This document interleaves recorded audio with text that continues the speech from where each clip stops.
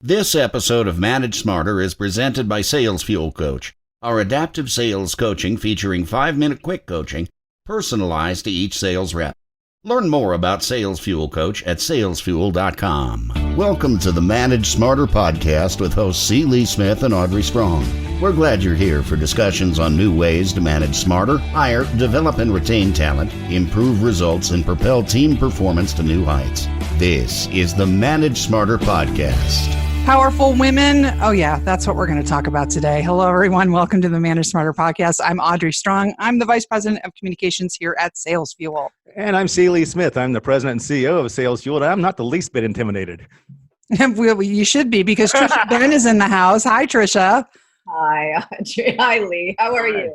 Good. We have had the privilege of knowing Trisha for several years now through the C-Suite Network and the Hero Club. So let me explain a little bit about Trisha, and then we'll talk about all kinds of great tips she has for gender gap and pay gaps and all that good kind of stuff. Short story, she's a freaking rock star. Yeah, she's a rock star.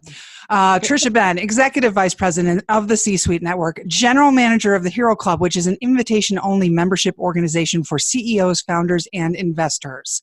She's an executive within both organizations, and her mission is to build a platform and community that accelerates the success of C-level executives, and she's a leader in creating an executive community of collaboration based on these things: integrity, transparency, and measuring success beyond the numbers alone. That's what's called the hero factor. And get this, she was the Global Chief Marketing and Strategy Officer and U.S. Managing Director within MDC Partners.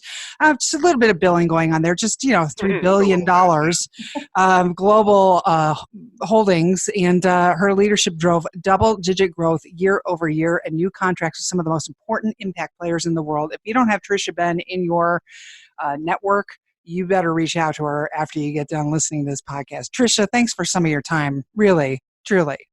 I am so thrilled to be here. And if we could just take up all the time talking about how wonderful the two of you are too. So but thank you. I'm so excited to have this conversation with you and just get to spend some time together. So Lee says that you two have talked, and you really do have some tips for women leaders that are a little bit off the beaten path. They're not as traditional in a box kind of. They're not as safe. You know what? It's not the stuff that everyone feels really comfortable talking about. All the talking heads on stage and stuff. So yeah, I mean, Trisha, it's like what I want to hear from you is like, what do executive women? What are they doing that they need to stop doing, and what are they not doing that they need to start doing? Well, Lee, you and I started into a conversation with this in the Hero Club setting. Mm-hmm. And the one thing that I just love about Hero Club is it is a values-aligned group. So everybody's pledged to lead with integrity, transparency, give back to their community, share in their success. And there's a respect that everybody, with all the diversity we have, comes to the table as a peer.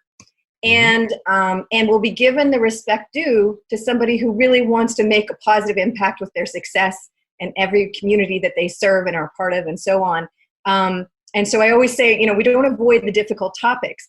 And there are always those conversations where, it can be tough. It can be challenged because you have, a horse in the race, so to speak, in so many ways, and we all do. And so, I think one of the things that I found over time, and I've kind of come around the other way in terms of talking about women executives and being a woman executive, I really just had my nose to the grindstone and worked like a maniac. I'm so driven and I'm so excited about taking on new challenges and really having a massive impact, being able to make a difference with the success that you can have in business.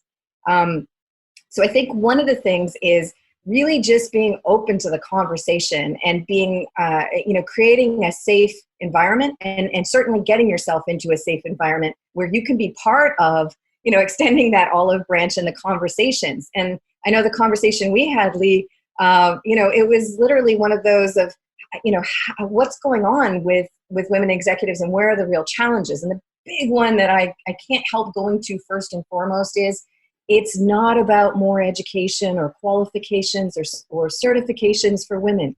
It's about being part of the conversation. Mm-hmm. And so, being integrated into those opportunities to really be taking on leadership roles and to understand that that we can be, trusted shoulder to shoulder when going to war. And there's so much about being an executive that is similar to that notion of you're going into battle, and who you have with you is so critical. You need to know, most importantly, skill set is just a basic requirement. You need to know that that person has your back and you're going to win together. And you have to be aligned in terms of what winning means and the terms and conditions of that success.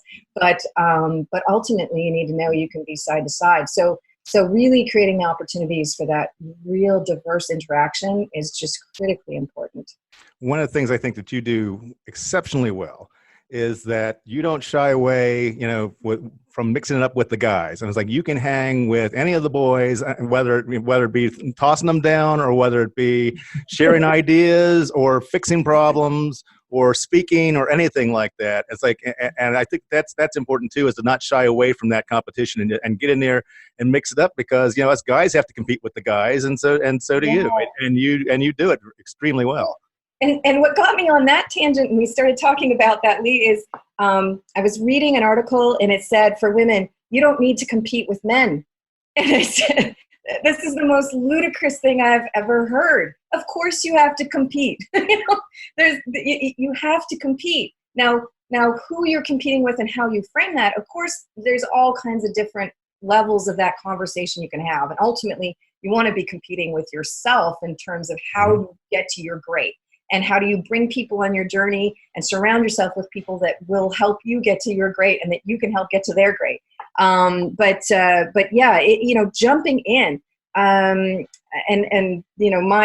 first example of that was when I was an executive. I was very fortunate. I started out on a project that's still going. It's over 10 years old. I ran it for 18 years across the border. I took it back and forth with me to different companies and so on. Canada, the U.S., and the senior executive on that program wanted to go golfing. And I was in public affairs. I was the only female on the team. And I through circumstances, ended up being the senior leader on this program. And, it was time to go golfing. Now, I'd never golfed. I wasn't a golfer, didn't know how to golf. and so I had the option of jump in or jump back. And one of my senior executive, mentors and people that I reported through would take that client golfing. And I thought, well, I was a competitive figure skater. I can learn, and at least if I know the rules well enough that I'm not obstructing the game, then I've got several hours in the course with this client. And the funnest part of it was he wasn't the greatest golfer. So I could They never are. No. No. And I play the game well enough to let them win, which is great. You cannot complain when you're outside of doors with great leaders where you can be doing great business. And, it's funny, I haven't been golfing for quite some time now, but back in that time with the clients I worked with, it was a very much an important part of the business. And so, I jumped in and I had, that's kind of the story that I play in my mind of, okay, I jump in first, then I figure out how I'm going to do it. And keep remembering, just because this is something that frequently men have done previously doesn't mean that they had experience with it before they jumped in to do it either. And in fact, research shows the opposite, right? So the research shows men feel they're fully ready when they're about 75%. Well, so one of the things Lee also said, though, Tricia, was that, you want to get in there and mix it up. And also, what did you say? Not snowflake out. Try not to be super sensitive and all that kind of stuff. I can't say the word snowflake. You're not from Canada. Come on, you're from Canada. I was like, there we go. Yeah, no, I think my challenge isn't, I don't have that kind of like, come on, suck it up, big girl, big boy, whatever. Literally, it's just one of those, like, have fun with it, jump in. Nobody, just because somebody enjoys it or just because it creates a great opportunity to be with a business leader where you can be coming up with great solutions together, building deeper bonds and so on, doesn't mean you have to be great at it.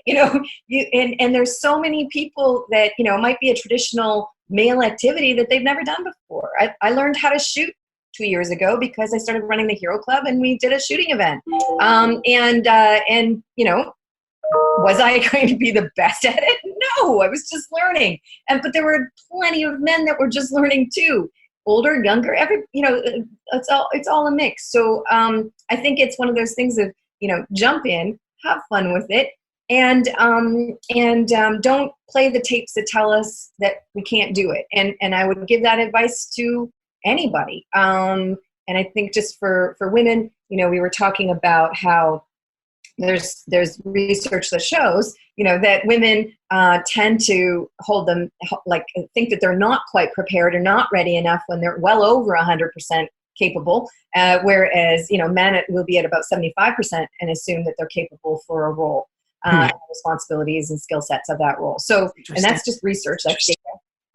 And so, I think it's one of those things that we need to be working through and giving ourselves permission to jump in and sometimes we're not going to be great at things, and that's okay. And sometimes we need to let the men in our lives and other people in our lives do things, and they may not do it 100% either, and that's okay too. Hey, Tricia, watch me do this.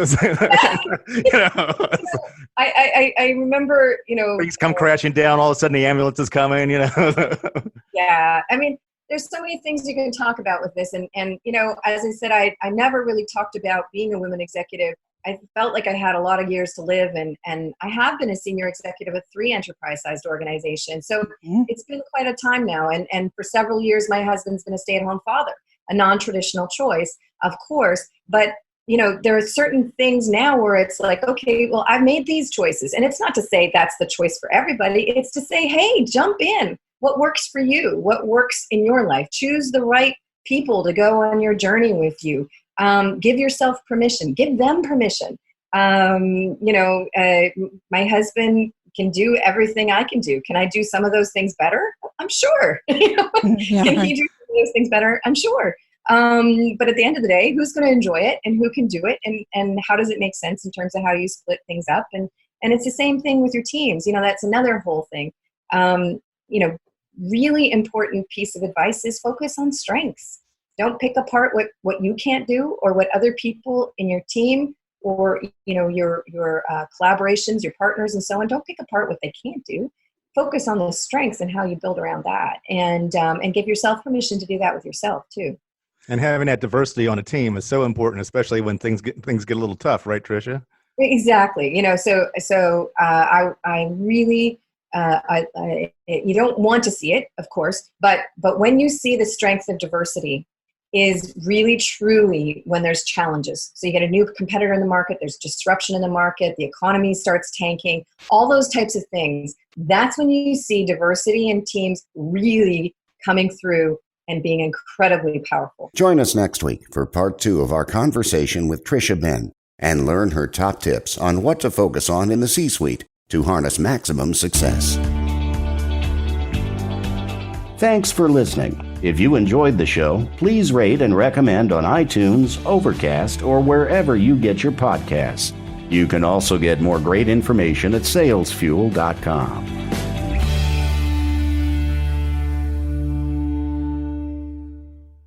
This podcast is a part of the C-Suite Radio Network.